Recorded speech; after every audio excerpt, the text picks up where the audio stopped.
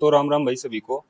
आज मैं आपको RWA का जो वीकली मॉक टेस्ट होता है उसका सोल्यूशन करवाने वाला हूँ मैथ्स का, जो आज 18 तारीख को हुआ था। सबसे पहले मैं अपने बारे में आपको थोड़ा सा बता दूं। मेरा नाम मोहित है और वैसे तो मैं पहले भी कई एग्जाम्स में सिलेक्टेड हूँ, लेकिन अभी रिसेंटली मेरा selection assistant operator UP police में हुआ है। और ये कुछ एग्जाम्स है जिनमें मैं मैथ्स में पूरे में से पूरे नंबर ला चुका हूँ।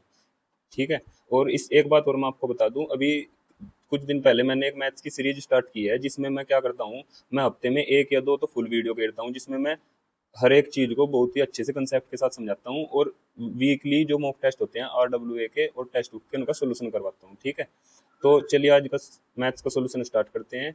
और एक बात मैं आपको बता दूं, इसके 25 क्वेश्चन रहने वाले हैं और इन 25 क्वेश्चन से रिलेटेड जितने भी कंसेप्ट होंगे मैं आपके वो सभी क्लियर करूंगा। और मेरा क्वेश्चन समझाने का जो तरीका होगा वो ऐसा हो, मतलब मैं ये सोच के करवाऊंगा कि अगर खुद में इस एग्जाम में बैठा होता तो मैं इन क्वेश्चन को कैसे सोल्व करता। तो चलिए भाई पहले क्वेश्चन से स्टार्ट करते हैं। इसमें बोला है कि एक कंपनी में 100 कर्मचारियों का औसत भार 62 है और शेष 25 का औसत भार 52 है। ठीक है। उस कंपनी के सभी कर्मचारियों का औसत भार हमें ज्ञात करना है। ठीक है। तो एवरेज का फॉर्मूला हमारा होता है average is equal to sum upon में टोटल नंबर। ठीक है। तो यहाँ पर हम क्या करेंगे, हमें जैसे कि सारे जितने भी सभी कर्मचारी हैं उनको औसत भार निकालना है, तो हमें सबसे पहले इनका सम निकालना होगा। सम हमारा कैसे आता है, अगर हम एवरेज को नंबर से गुना कर दे तो हमारा सम आ जाता है।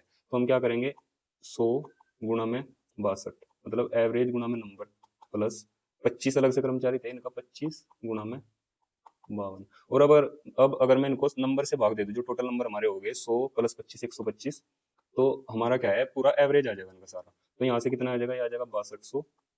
और ये हमारा आ जाएगा इनकी गुणा करके 25 दूनी 50, 25 पंजे 125 और 5 130। ये हमारा आ जाएगा 0 0 5 और 6 और 1 7। अब अगर मैं इसको 125 से भाग दे दूं तो हमारा टोटल एवरेज आ जाएगा। तो 25 से इसको काटने के लिए 25 पंजे 125, 25 तिया 75, 0 और 5 30। ठीक है। तो 60 जो है हमारा इसका आंसर आ जाएगा। ठीक है। तो चलिए नेक्स्ट क्वेश्चन पर चलते हैं। ठीक है। देखिए इसमें क्या बोला है, 2 दर्जन केलों का मूल्य 240 है। ठीक है। और 18 नींबू का मूल्य 90 है। तो एक नींबू और एक केले का मूल्य का अनुपात ज्ञात कीजिए। तो इन्होंने बोला एक नींबू और एक केले के मूल्यों का अनुपात ज्ञात करना हमें। ठीक है। तो अगर 2 दर्जन केलों का मूल्य 240 है, तो मतलब 2 दर्जन में 24 केले होंगे, तो एक केले का मूल्य हो जाएगा 240 अपोन में 24। ठीक है। अगर 18 नींबू 90 रुपए के हैं, तो एक नींबू हो जाएगा 90 अपोन में 18। ठीक है। तो यहाँ से आ जाएगा 90 अपोन में 18। तो 18 पंजे 90 और यहाँ पर आ जाएगा 24 एकम 24। तो ये इससे कटने के बाद कितना आ जाएगा, 5 एकम 5 और 5 दूनी 10। तो इसका आंसर आ जाएगा हमारा 1:2। ठीक है। तो चलिए नेक्स्ट क्वेश्चन पर चलते हैं। Question number 3। इस क्वेश्चन को ध्यान से देखना। इसमें कहा कि एक निश्चित धनराशि एक समान वार्षिक साधारण ब्याज की दर से 4 वर्षों में तो इतनी हो जाती है और 7 वर्षों में इतनी हो जाती है। तो वह धनराशि ज्ञात करनी है हमें। ठीक है। तो हम क्या करेंगे, मान लो कोई धनराशि थी, वो शुरू से 4 वर्षों में तो हो गई हमारी कितनी, 12,420। ठीक है। और यहाँ से 7 वर्षों में हमारी कितनी हो गई, वो 14,985। तो हमें साधारण ब्याज में एक बात ध्यान रखनी है कि साधारण ब्याज में हमारा ब्याज पे ब्याज नहीं लगता। जो हमारा ब्याज होता है वही हमारा मूलधन में जुड़ता चल जाता है। तो मतलब अगर ये 3 साल का गैप हम देखें, तो इसमें से जो यहाँ हमारा ये मूलधन था, तो इसमें आगे ब्याज ही जुड़ा होगा। तो अगर मैं इनका दोनों गैप ले लूँ तो हमारा 3 साल का ब्याज आएगा। तो इनका गैप मैं लिखता हूँ 420, 5, 6, 5, 2। ठीक है। तो ये हमारा 3 साल का ब्याज है। अगर मैं इसको 3 से भाग दे दूं, 3 के 24, 3 पंजे 15, 3 पंजे 15, तो ये हमारा 3 साल का ब्याज आ गया। और अब हमें 4 साल पीछे जाना है, तो इसमें अगर मैं 4 की गुणा कर दूं और इस मूलधन में से घटा दूं, तो हमारा 4 साल पहले जो वो था, मतलब मूलधन था, वो आ जाएगा। ठीक है। तो 5 चौक 20, 5 चौक 20 और 2 22, 8 चौक 32 और 2 34। ठीक है। तो अगर मैं 12,420 में से ये 34 20 अगर मैं घटा दूं, 0 0 0 और 12 में से 3 गए 9, तो 9,000 जो है हमारा, वो जो हमारा शुरू में मतलब स्टार्टिंग में अगर मूलधन था वो आ जाएगा। ठीक है। तो इसका आंसर है 9,000। ठीक है। चलिए अगले क्वेश्चन पर चलते हैं। Question number 4। ठीक है। इसमें इस क्वेश्चन को ध्यान से देखो। इसमें बोला कि एक चोर 3:30 बजे, मतलब 3:30 पर एक कार चुराता है और उसे 80 किलोमीटर प्रति घंटा की चाल से चलाता है। यदि चोरी का पता 4:30 बजे, मतलब पूरे 4 बजे चलता है, और मालिक दूसरी कार से 90 किलोमीटर प्रति घंटा की चाल से उसका पीछा करता है, चोर को कब पकड़ेगा। एक बात बताओ, जैसे उसने जो है कार चुराई थी 3:30 पर, और मालिक को पता चला मतलब पूरे 4 बजे, तो आधे घंटे में वो कितना चला गया। मान लो उसने यहाँ से कार चुराई और ऐसे वो चल दिया, तो उसकी स्पीड थी 80 किलोमीटर प्रति घंटा। और आधे घंटे बाद मतलब 3:30 से 4:30 तक आधे घंटे में मतलब 1 घंटे में जाओगे 80 किलोमीटर, और आधे घंटे में 40 चला गया होगा। ठीक है, मतलब जब उसको मालिक को पता चला वो 40 चला गया होगा, और उसकी स्पीड थी 80 किलोमीटर प्रति घंटा। ठीक है, और जो वो था जिसकी वो कार थी उसकी स्पीड थी 90 किलोमीटर प्रति घंटा। तो हमें एक बात पता है, अगर जो दोनों एक दिशा में जा रहे हो तो उनकी स्पीड घट जाती है, जब हम रिलेटिव स्पीड निकालते हैं तो घट जाती है। तो मतलब अगर जो ये 80 की स्पीड से चल रहा था और ये जिसकी वो कार थी वो पीछे से आया 90 की स्पीड से, तो मतलब वो उसको दोनों की जब स्पीड इनकी घटाएंगे हम 80 और 90, तो मतलब वो 10 की स्पीड से पकड़ेगा उसको। तो हमें पता करना है वो चोर को कब पकड़ेगा, तो टाइम हमें देखना हो कितनी देर में पकड़ लेगा, समय बराबर दूरी ये है, और चाल कितनी आएगी उसकी 10 की, तो 10 × 4 = 40, मतलब 4 घंटे बाद वो उसको पकड़ लेगा। 4 घंटे कौन से, जब वो खुद चला था, तो 4 बजे वो चला था, और 4 बजे वो चला था, और +4 मतलब 8 बजे 8 PM पे वो उसको पकड़ लेगा। ठीक है, तो चलिए नेक्स्ट क्वेश्चन करते हैं। ठीक, इसमें बोला एक 12 मीटर लंबे 8 मीटर चौड़े और 3 मीटर ऊंचे कमरे में रखे जा सकने वाले सबसे लंबे खंभे की ऊंचाई क्या है। ठीक है, वो बताना हमें। ठीक है, तो चलिए एक चीज मैं आपको बता दूं क्या होता है इसमें। अगर हमारे पास कोई ये रूम है, ठीक है, तो इसमें जो सबसे लंबी छड़ होती है रखी जाने वाली, वो इसका ये डायगोनल होता है।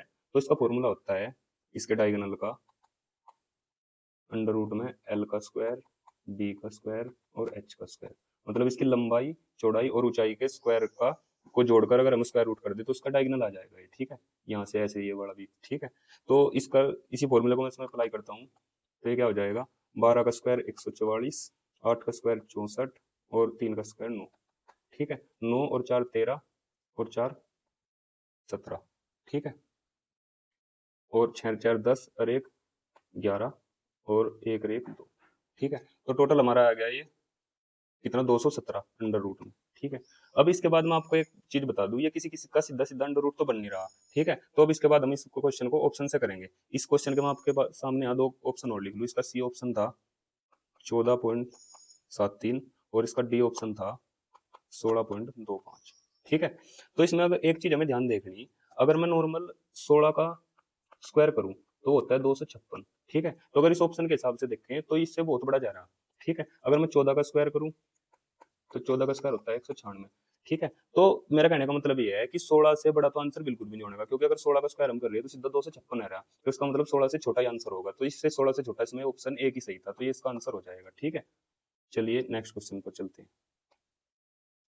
ठीक है, 10 स्त्रियां 15 साड़ी 5 दिनों में बुन सकती हैं, तो अनुसार 120 स्त्रियां 8 दिनों में बुनने के लिए कितनी स्त्रियां चाहिए। ठीक है, तो इसका फॉर्मूला होता है भाई, आप सभी को पता होगा, M/D/H वाला, M1D1H1/W1 =M2D2H2/W2। ठीक है, ये मैन होते हैं, ये दिन, ये घंटे, अगर दिए हो तो लिख देते हैं, नहीं दिए हो तो नहीं लिखते, ये होता है वर्क। ठीक है, तो चलिए इसी फॉर्मूले के हिसाब से इसको करते हैं। तो 10 स्त्रियां मतलब मैन, ठीक है, जो ये एम वाली एम की वैल्यू थी, 15 साड़ियाँ, 15 साड़ियाँ का मतलब है वर्क इन्होंने दे दिया।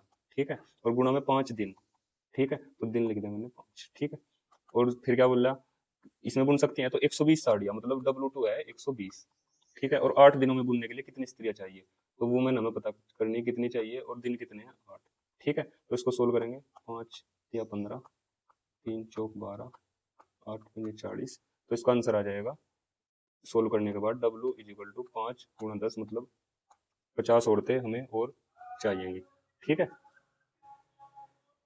तो चलिए नेक्स्ट क्वेश्चन पर चलते हैं।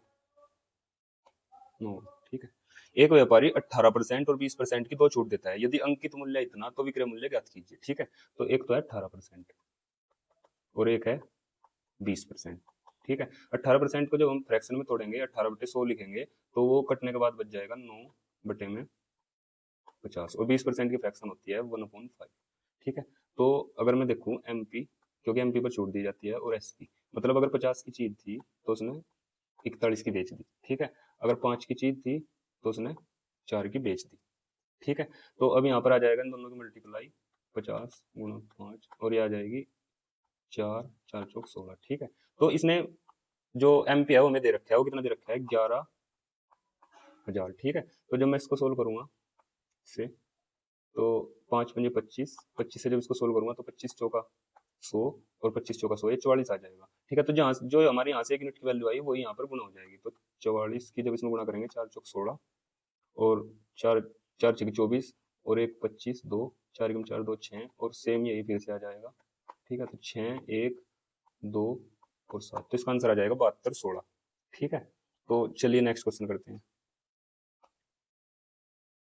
ए बी सी तीन संख्याएं हैं। ए बी से 45% अधिक है और सी ए से 60% कम है। बी सी से कितने प्रतिशत निकटतम पूर्णांक तक अधिक है। ठीक है, तो चलिए भाई, ए बी और सी इसने दिया है। ठीक है, इसने बोला ए बी से 45% अधिक है, तो अगर बी 100 है तो ए कितना हो जाएगा, 145। ठीक है, और अगली कंडीशन में इसने क्या बोला, सी ए से 60% कम है, मतलब जो सी है ना वो ए से 60% कम है, मतलब ए का जो है 40% वो सी है, क्योंकि 60% कम बोल लो या ए का 40% बोल लो, क्योंकि 60% कम करने के बाद वो 40% ही बच जाएगा। ठीक है, तो अगर मैं इसका 40% निकाल लूँ, ठीक है, तो 5 चौक 20, 2 4 चौक 16, 2 18, और 4 एकम 4 और 1 5। ठीक है, तो एक जीरो नीचे थी, इससे कट जाएगा, मतलब सी आ गया हमारा 58। ठीक है, तो अब इसने क्या पूछा कि बी सी से कितने प्रतिशत अधिक है, तो हमें बी बताना सी से कितने प्रतिशत अधिक है। तो सी से जब मैं देखूंगा, तो सी से जब मैं देखूंगा इन दोनों का गैप कितना होगा, इन दोनों का गैप होगा 42। ठीक है, तो हमें बताना बी जो है सी से कितने प्रतिशत अधिक है, तो सी कितना था 58, तो हमें देखना कि सी से कितना परसेंट अधिक है बी। ठीक है, तो यहाँ मैं आपको एक चीज बता दूं, इसके बाकी के दो ऑप्शन भी मैं यहाँ पर लिख दूं, इसके बाकी के दो ऑप्शन थे, बाकी के दो ऑप्शन इसके थे 70% और 68%।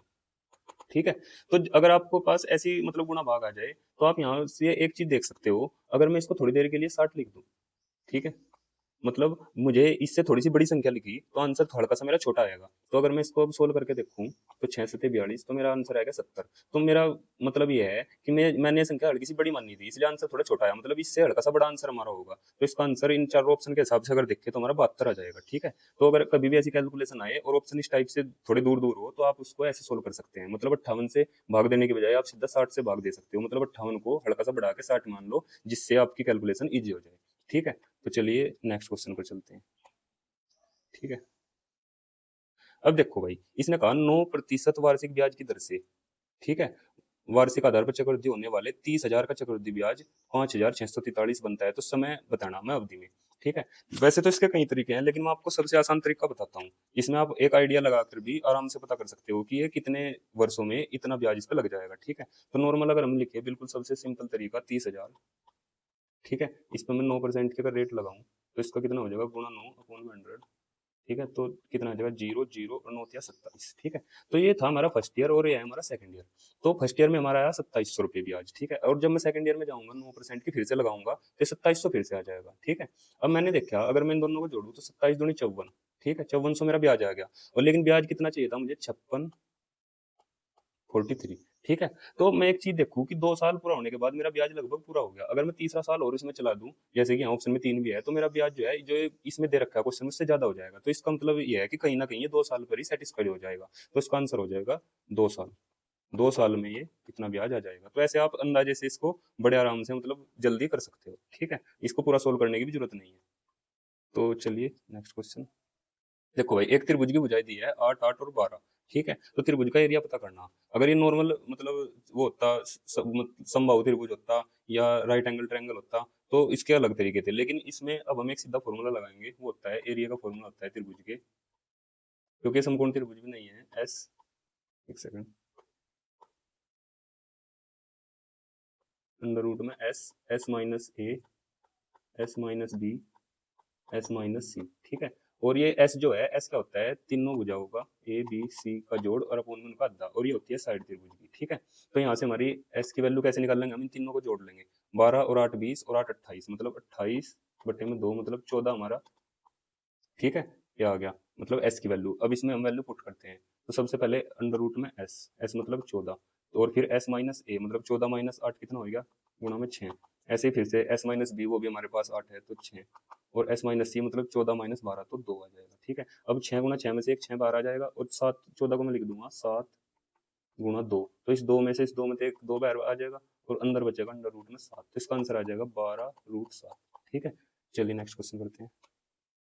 ठीक, अब एक ये क्वेश्चन है, इसमें बोला कि राजधानी ट्रेन एक विशेष दूरी डी के लिए 75 किलोमीटर प्रति घंटा की नियत चाल से एक सीधी रेखा में यात्रा करती है, और टू डी के बराबर दूसरी दूरी के लिए इतने किलोमीटर प्रति घंटा की नियत चाल से वह पहले वाली दिशा में यात्रा करती है पूरी यात्रा के दौरान उसकी औसत चाल। तो इस क्वेश्चन में आपको बता दूं, अगर इस टाइप का क्वेश्चन आवे औसत चाल वाला, तो उसका सबसे सिंपल तरीका क्या है? उसका तरीका यह है, आपको फॉर्मूला पता होगा, चाल इज इक्वल टू दूरी बटे में समय। ठीक है, अगर यहाँ पर मैं औसत लगा दूं तो इस फॉर्मूले में क्या चेंज हो जाएगा, यहाँ आ जाएगा टोटल मतलब कुल, और यहाँ भी आ जाएगा कुल, मतलब कुल दूरी बटे कुल समय।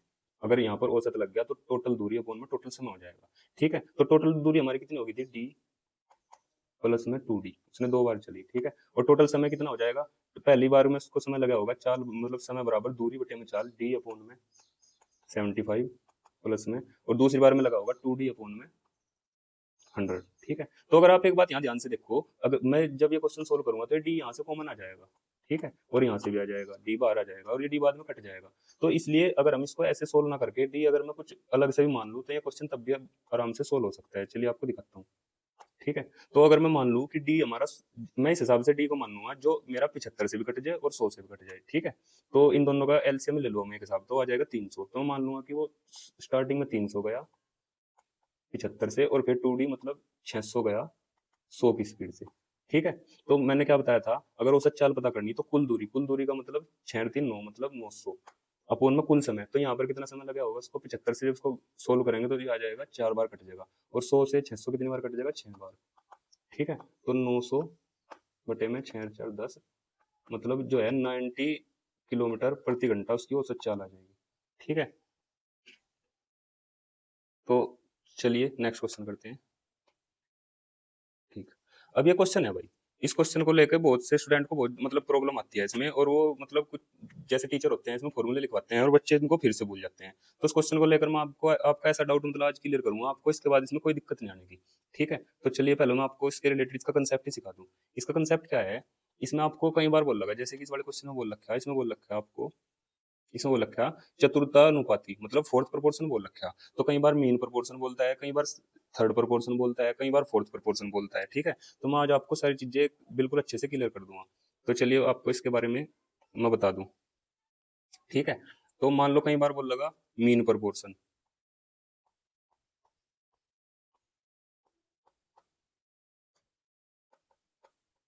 ठीक है, और कई बार बोल लगा थर्ड प्रोपोर्शन। ठीक है, और कई बार बोल लगा फोर्थ। ठीक, तो चलिए मैं बताता हूँ। तो मीन प्रोपोर्शन का इसमें फॉर्मूला रहता है x square is equal to a b, या बोल सकते हैं कि x is equal to under root में ए बी।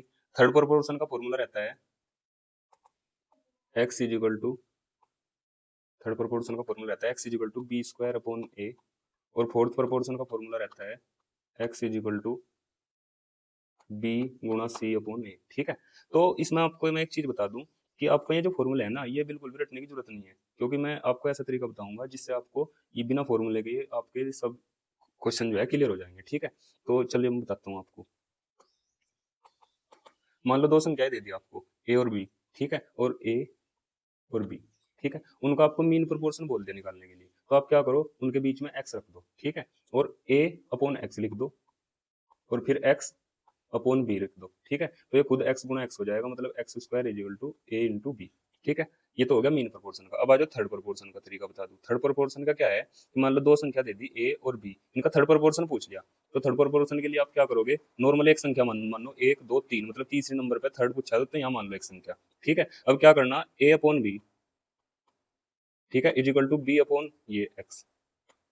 ठीक है, तो x is equal to b की गुणा यहाँ हो जाएगी बी स्क्वायर और अपॉन में ए। तो आपको कोई भी फॉर्मूला याद रखने की जरूरत नहीं है, आप सीधा ऐसे लिख सकते हो। अब आ जाओ फोर्थ प्रोपोर्शन में। फोर्थ प्रोपोर्शन में क्या हो जाएगा, ए बी और सी है, इनका फोर्थ पता करना आपने, तो सीधा यहाँ लिखो एक्स। ठीक है, तो वही सेम तरीका जो पहले करते हैं, ए के अपॉन में बी, ठीक है, और सी के अपॉन में एक्स। तो x की वैल्यू हमारी कितनी आ जाएगी, यहाँ पे x is equal to b गुणा सी अपॉन में a।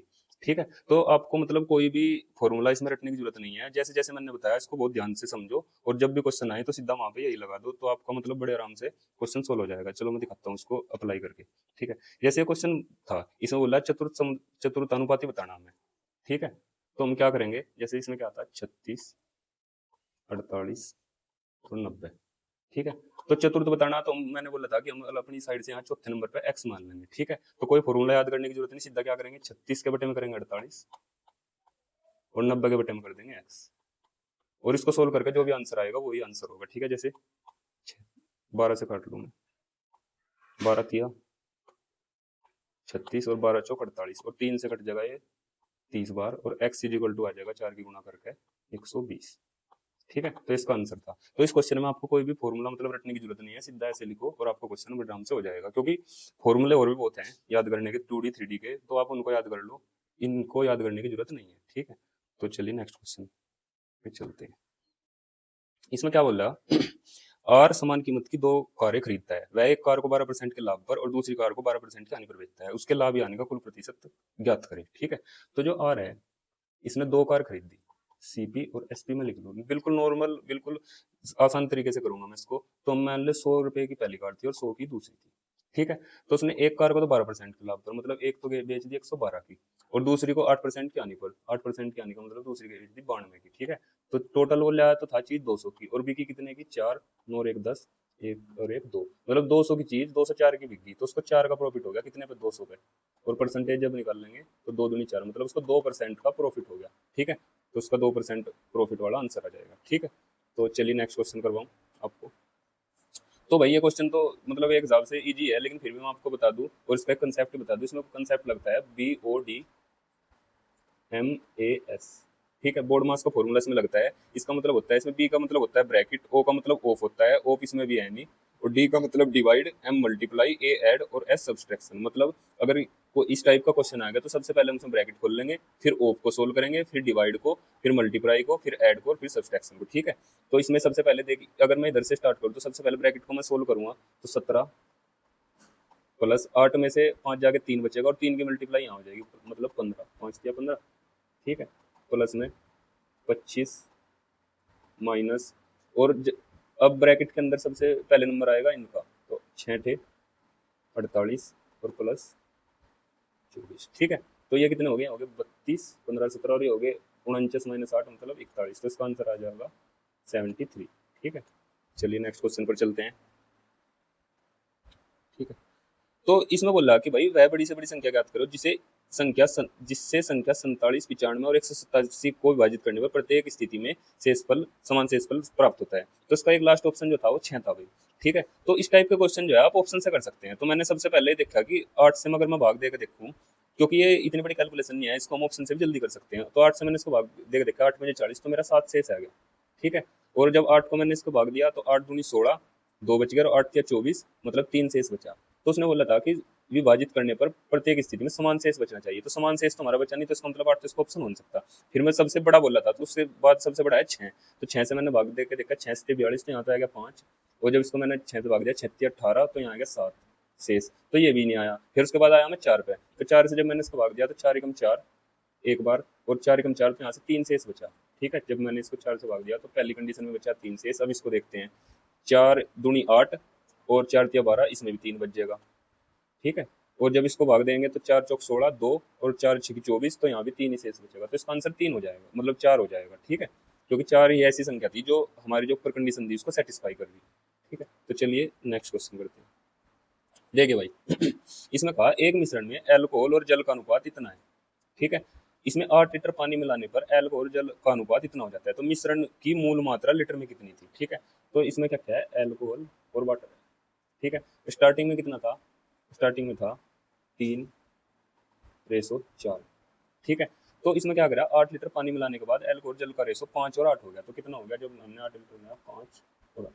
तो इस टाइप के क्वेश्चन हो भाई, एक चीज बहुत जरूरी होती है जो मैं आपको बता दूं, ध्यान रखनी चाहिए हमें, वो ये होती है कि अगर हम पानी मिला रहे, ठीक है, 8 लीटर पानी मिलाया ना, तो जो अल्कोहल है उसके रेशो पे कोई फर्क नहीं पड़ने का, मतलब अल्कोहल का रेशो सेम रहेगा। तो हम अल्कोहल के रेशो को इस स्टार्टिंग में सेम करेंगे, तो सेम करने के लिए हम यहाँ 3 से गुना कर देंगे और यहाँ 5 से गुना कर देंगे। जो गुना यहाँ होगी वही यहीं होगी, तो ये कितना हो जाएगा, 5 तिया 15 और 5 चौके 20, ये कितना हो जाएगा, 5 तिया 15 और 8 तिया 24। हाँ जी, तो हमने बराबर कर लिया भाई, ठीक है। अब हम देखते हैं कि जो हमने पानी मिलाया था वो कितना था, तो दोनों का गैप हमारा एक यहाँ आ रहा है 4, लेकिन रियल में वो कितना मिलाया था, हमने मिलाया था 8, तो मतलब एक यूनिट की वैल्यू आएगी 2। तो इसको पूछा कि मिश्रण की मूल मात्रा लीटर में कितनी थी, ठीक है। तो मूल मात्रा हमारे पास कितनी थी, 15 और 20। अगर हम दोनों को जोड़ के देखूंगा तो 35 थी। तो एक यूनिट की वैल्यू आई 2, तो यहाँ भी 2 से गुना हो जाएगी, मतलब 70 लीटर हमारी मिश्रण की मूल मात्रा थी। ठीक है, हो गया ये भी क्वेश्चन। तो चलिए नेक्स्ट क्वेश्चन पर चलते हैं। ठीक है, क्वेश्चन नंबर 17। एक सेकंड। इस क्वेश्चन में क्या बोल रहा है, इसमें बोल रहा है कि दिए गए वर्षों में कितने वर्षों में उर्वरक का उत्पादन दिए गए वर्षों के औसत उत्पादन से कम था। ठीक है, मतलब इसका कहने का मतलब है कि सारे वर्षों में जो हमारा एवरेज था, तो उस एवरेज तक कितने वर्षों में औसत उत्पादन, मतलब जो नॉर्मल उत्पादन था वो कम था। ठीक है, तो सबसे पहले इसका औसत निकाल लेंगे। औसत निकालने का तरीका क्या होता है, सभी को जोड़ेंगे। ठीक है, तो आपको मैं सीधा सीधा ही बता दूं, इनका जोड़ा आया था 440। ठीक है, और मतलब एवरेज होता है मतलब टोटल नंबर का सम और अपॉन में टोटल नंबर। तो नंबर हमारे कितने हैं, मतलब कितने साल है, 1 2 3 4 5 6 7 8, तो 8 से जब मैं इसको भाग दूंगा तो 8 पंजे 40 और 8 पंजे 40, तो हमारा 55 आ गया। तो हमें ये देखना कि कितने सालों में जो है उर्वरकों का उत्पादन इस 55 से कम था। तो एक तो ये रहा, 1 2 3 और 4, 4 में ही कम था, बाकी सब में इससे ज्यादा है, तो इसका आंसर आ जाएगा 4। ठीक है, तो चलिए नेक्स्ट क्वेश्चन करते हैं। एक सेकंड। ठीक है, ये देखो, राणा ने 9,000 रुपये निवेश कर 9,000 का निवेश करा राणा ने, एक व्यवसाय शुरू किया और 6 माह बाद सुधीर भी पूंजी से जुड़ गया। यदि वर्ष के अंत में 57,000 रुपये का लाभ कमाते हैं तो सुधीर का हिस्सा बताना। ठीक है, तो एक तो है भाई राणा, एक है सुधीर। ठीक है, तो राणा ने लगाए थे कितने, राणा ने लगाए थे 90,000। ठीक है, और कितने दिन तक लगाए इसने, पूरे 12 महीने तक लगाए। ठीक है, और 6 माह बाद मतलब कितने, सुधीर ने लगाए 45। ठीक है, तो सुधीर रहा इसमें, मतलब बाद के 6 माह तक रहा सुधीर इसमें। ठीक है, क्योंकि एक वर्ष की बात हो रही ना, तो गुणा में 6। तो जो प्रॉफिट होता है वो उनकी पूंजी और समय के रेशो में ही बढ़ता है। ठीक है, तो जब हम इसको सोल्व करेंगे तो 3 जीरो, तो 3 जीरो ये कट जाएगी, और 15 की 45, 15 6 की 90, और भी सोल्व हो जाएगा ये, 6 से 6 कट जाएगा, और 3 एकम 3 और 3 चौक 12। मतलब जो इनका प्रॉफिट है वो 4:1 में बढ़ जाएगा। तो जब मैं इसको 57,000 को 4:1 में बांटूंगा, तो ये तो था कौन, राणा, और ये था सुधीर, तो सुधीर का हिस्सा आ जाएगा। ठीक है, तो रेस में बांटने के लिए दोनों को जोड़कर भाग देते हैं, तो 57,000/5, तो 5 एकम 5, और 5 एकम 5, 5 चौक 20, डबल जीरो। ठीक है, तो इसका आंसर आ जाएगा 11400। ये जो हिस्सा है ये सुधीर का आ जाएगा। ठीक है, चलिए नेक्स्ट क्वेश्चन करते हैं। नेक्स्ट क्वेश्चन में क्या है, दो संख्याओं का अनुपात इतना। ठीक है, उनका महत्तम समाप्त वर्तक इतना है, मतलब। ठीक है, तो उनका लघुत्तम समाप्त वर्तक पता करना। ठीक है, तो पहली संख्या जब अनुपात ये अगर ऐसे दे रखा हो 4:5, और हमें उसका एचसीएफ भी दे रखा हो, तो उसको, वो है 6। तो अगर एचसीएफ की गुणा में इसमें कर दूं तो दोनों संख्या आ जाएगी हमारी। तो पहली संख्या आ जाएगी 4 गुना 6, और दूसरी आ जाएगी 5 गुना 6। तो एक चीज मैं आपको, एक कंसेप्ट यहाँ पर आपको क्लियर कर दूं मैं, एक होता है एचसीएफ और एक होता है एलसीएम। एचसीएफ में क्या होता है, एचसीएफ में जो सबसे बड़ा कॉमन होता है, कॉमन वही लिखते हैं, और एलसीएम में क्या होता है, जो कॉमन होता है वो भी लिखते हैं और बचा भी लिखते हैं। तो एलसीएम हमें इसका पता करना है, तो एलसीएम में क्या होता है, जो कॉमन होता है वो भी लिखते हैं एक बार, और बाकी बचे हुए भी। ठीक है, तो कितना हो जाएगा, 5 चौके 20 छकी 120, तो इसका आंसर आ जाएगा 120। 120 इसका एलसीएम हो जाएगा। आप ये कंसेप्ट ध्यान रखना, अगर एल एल एल मतलब अगर एचसीएफ की बात हो रही हो तो हमें कॉमन लिखना, जो कॉमन है। ठीक है, अगर एलसीएम की बात हो रही तो कॉमन तो एक बार लिखना और बाकी बचे हुए दोनों लिखने। ठीक है, तो ये इस क्वेश्चन से रिलेटेड कंसेप्ट था। अब करवाता हूँ मैं आपको नेक्स्ट क्वेश्चन। ठीक, इस क्वेश्चन को देखो भाई ध्यान से। इसने कहा एक वर्ष पूर्व ए बी की आयु का अनुपात 4:3 था। मतलब अगर यहाँ मैं प्रेजेंट की बात करूँ तो अब से एक वर्ष पहले ए और बी की आयु का अनुपात था 4:3। ठीक है, और 7 वर्ष पश्चात उनकी आयु का हो जाएगा, प्लस में अगर 7 कर दूँ, 7 वर्ष पश्चात उनकी आयु का रेशो है 9:7। ठीक है, तो उन्होंने पूछा कि बी की वर्तमान आयु बताओ। तो इस टाइप के क्वेश्चन में क्या होता है, आप चीज एक ध्यान से देखो, एक साल पहले उनकी आयु के बीच में गैप 1 था। ठीक है, और एक मतलब 7 साल बाद गैप है हमारा 2। तो एक चीज आप ध्यान रखना, एज वाले क्वेश्चन में ऐसा कभी नहीं हो सकता कि अगर कोई आदमी आपसे अब 2 साल बड़ा है तो 10 साल बाद भी आपसे 2 साल बड़ा ही रहेगा। ठीक है, तो जो इनका गैप है वो हमें सेम करना पड़ेगा। तो 2 की गुणा कर देंगे यहाँ पे, और 1 की गुणा कर देंगे यहाँ पे, तो ये कितना हो जाएगा, 4 दूनी 8, और ये हो जाएगा 3 दूनी 6। ठीक है, और ये 9 ही रहेगा क्योंकि 1 की गुणा हुई, और 7 ही 7 रहेगा। ठीक है, अब अगर मैं इन दोनों का गैप देखूँ तो हमारे हिसाब से रहा 1, लेकिन रियल में वो गैप कितना है, रियल में भाई प्रेजेंट से पहले 1 साल जा रहे थे और आगे की बात हो रही है 8 साल की। तो वो रियल में है 8, तो यहाँ से एक यूनिट की वैल्यू आएगी 8। ठीक है, अगर अब मैं इस 8 की गुणा कहीं भी कर दूंगा तो हमारी रियल वैल्यू आ जाएगी। तो इसका मतलब इसकी ए की एज थी 64 और बी की एज थी 49 एक साल पहले, लेकिन उसने पूछा वर्तमान में, तो वर्तमान में यहाँ से एक मतलब प्रेजेंट से एक साल पहले की बात होती है, अगर मैं इसमें एक जोड़ दूँ तो 50 साल जो है, सॉरी 8 छंग 48 था यहाँ पे, मतलब 8 की गुणा इसमें हुई थी 64 आया था और 8 छंग 48 ही आ गया था। तो अगर मैं इसमें एक जोड़ दूँ तो इसकी जो प्रेजेंट एज हो जाएगी बी की हो जाएगी 49। ठीक है, तो चलिए नेक्स्ट क्वेश्चन करते हैं। निम्न में से कौन सा न्यूनतम दो पूर्णांकों का योग है जिसका गुणनफल 64 है।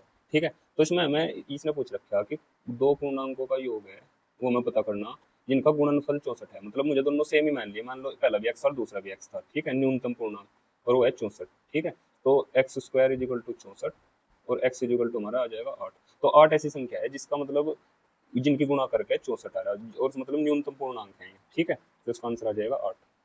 ठीक, सॉरी एक से पूर्णांकों का योग है, योग पूछ रखा था, तो इसका आंसर आ जाएगा 8 प्लस 8, इसका आंसर आ जाएगा 16।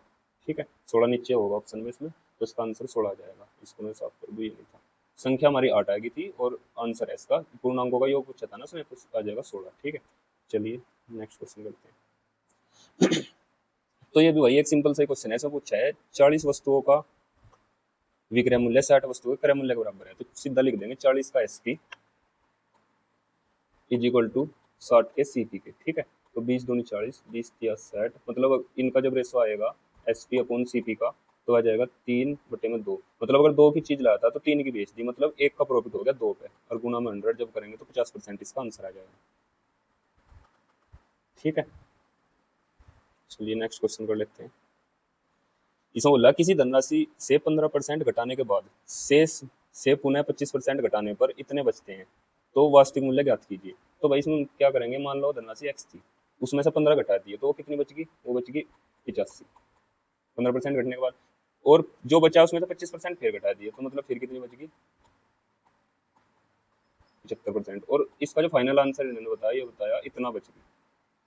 ठीक है, तो अब जब हम इसको सोल्व करेंगे तो ये कट जाएगा 17 से, 17 पंजे 85 और 17 दूनी 34, 17 दूनी 34, 17 पंजे 85 और 17 पंजे 85, 255।